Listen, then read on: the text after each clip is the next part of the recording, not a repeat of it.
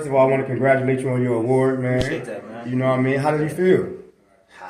Man, this one's big for me, man. Honestly, man, like boxing came with second nature for me. This went second nature, man. So it took some time, man, to build and get better. I just want to thank ESPN, all my colleagues. I want to thank Top Rank, man, for just believing in me, man, and just allowing me to grow and mature in my position, bro. And now we're selling, but it was hard work, man. Hard work pays off, man. Don't forget that, kids. Hard work does pay off, man. So I got my just due last night, and we just want to continue to do our thing.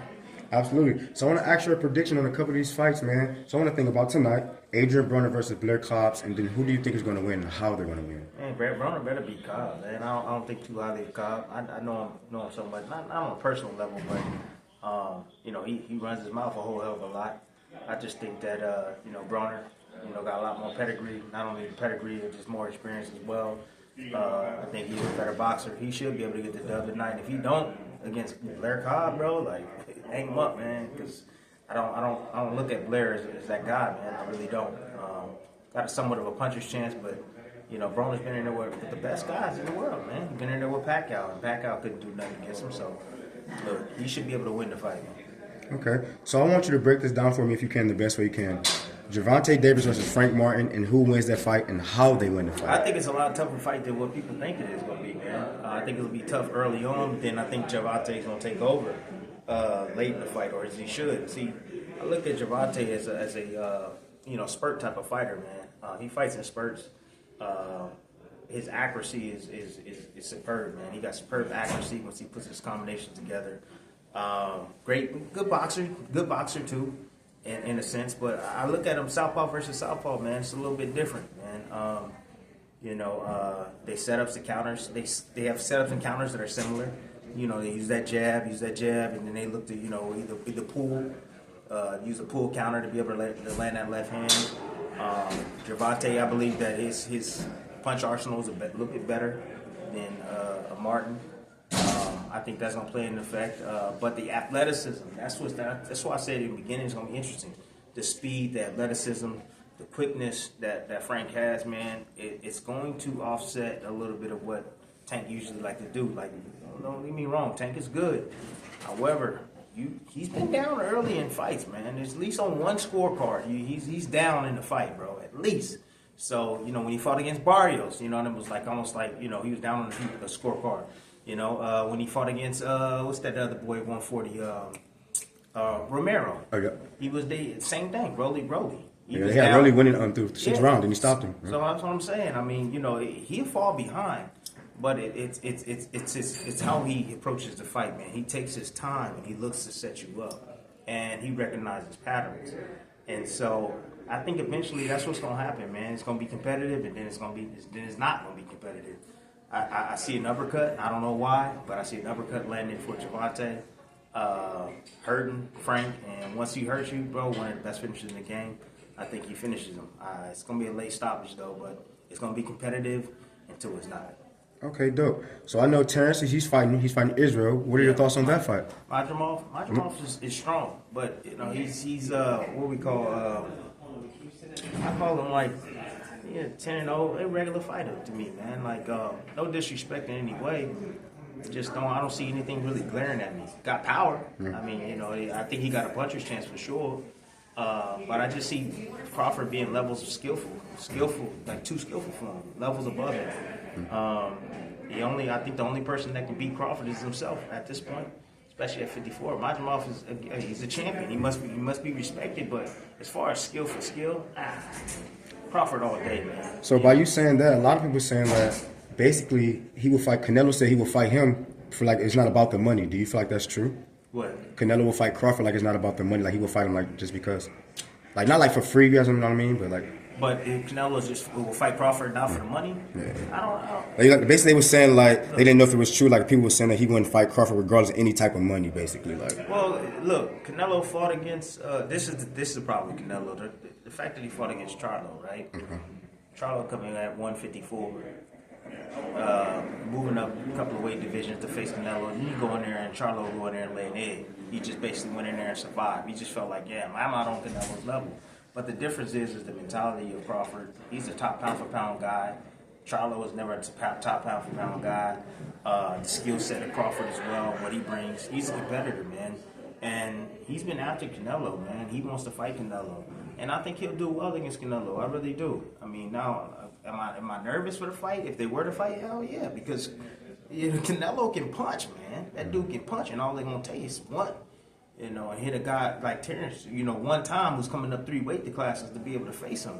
However, just like we saw with Floyd back in the days, man, he was able to outbox him. He was able to outthink him.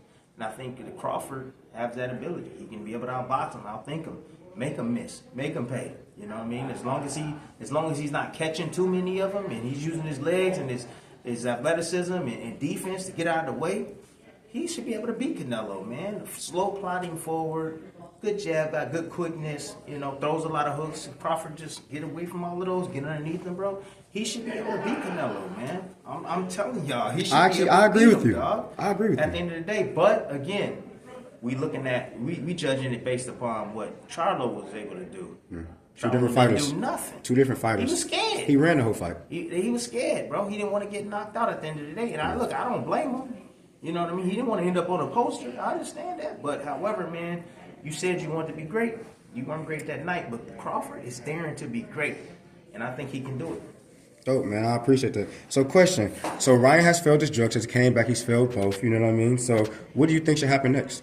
I don't get it. That's out of my hands. I have no idea, man. I can just tell y'all this, that there's been many guys before Ryan that failed drug tests. They get penalized or whatever, depending on what side of the globe you're on and how they set up things. But at the end of the day, something's gonna be done. Just gotta wait and see what happens. Okay, now if Devin and him was to have the rematch, do you think anything would change if there was a rematch to fight? Of course.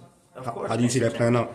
I don't know how the fight will play out, to be honest with you. I think Devin would be a lot smarter about it. I think that Devin was somewhat got drawn into the fight because of, just what was at stake, talking back and forth, starting to believe his own hype, starting to believe, all the press, all the press clippings, and he really didn't prepare himself, I don't think, mentally for Ryan's, banter and just trash talk, and, he got outfoxed. Usually Devin is the one that outfoxes the opponent, but hey, Garcia, let's give it to him. He outfoxed him, bro, at the end of the day. And I thought Devin went in there with the wrong game plan. I think he should have boxed more. He was having some more success when he was actually using angles and boxing from the outside.